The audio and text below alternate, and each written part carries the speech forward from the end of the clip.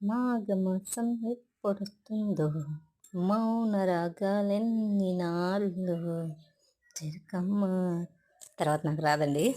So మాఘమాసం start అవుతుంది కదా అనేసి శ్రావణ మాసం, మాఘమాసం, కార్తీక మాసం ఈ 3 మాసాలు మా ఇంట్లో నాన్ వెజ్ ఉండదు. ప్లస్ నీట్గా ఉంటుంది అనమాట. నాన్ వెజ్ బంద్. మా వాళ్ళు ఈ మాసాలు వస్తున్నాయంటే మాసమా అనేస్తారనమాట. మాఘమాసమా, కార్తీక మాసమా, శ్రావణ మాసం అని మా వాళ్ళు ఆ 3 మాసాలు చాలా ఇబ్బంది పడతారు. ఎందుకంటే ఇంట్లో నాన్ వెజ్ వండను కాబట్టి. సో ఇక్కడైతే మాఘమాసం కోసం క్లీనింగ్ అనేది మొదలైపోయింది అనమాట. చేసేసాను. ఫస్ట్ ఆఫ్ ఆల్ కిచెన్లోకి వచ్చాను. కిచెన్ అంటే ఇప్పుడు వంటగదిలో ఎంత స్పేసో ఎంత డబ్బాలో ఉంటాయి కదా, చూసారా. నేను ఇక్కడ ఇది పీడియాష్యూర్ అనుకుంటున్నారా? కాదు, పీడియాష్యూర్ డబ్బా వాడాను ఇది వరకు, ఇప్పుడు కాదు.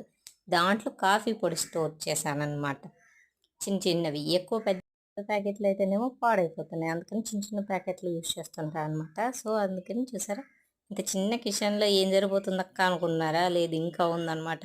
ఇక్కడ అంత పెద్దగా మన సైడ్లా ఉండదన్నమాట కిచెన్ అనేది. కేరళలో మ్యాక్సిమం ఓనర్స్ ఓన్గా ఉండేది అయితే కొంచెం నీట్గా కబోర్డ్స్ అవి ఇవి ఉంటాయి అనమాట. నేను ఇక్కడ ఏం చేస్తున్నాను అనుకున్నారా, ఇక్కడ పేపర్లు వేసాను కూడా, కింద పేపర్లు వేసినా కూడా అవి ఎందుకో స్మెల్ వచ్చేస్తూ ఉంటాయి గిన్నెలతో సహా మనం ఏమైనా పెడితే. సో అందుకని నేను డెటాల్తో క్లీన్ చేసి ఓన్లీ నార్మల్గా స్టోర్ చేస్తాను.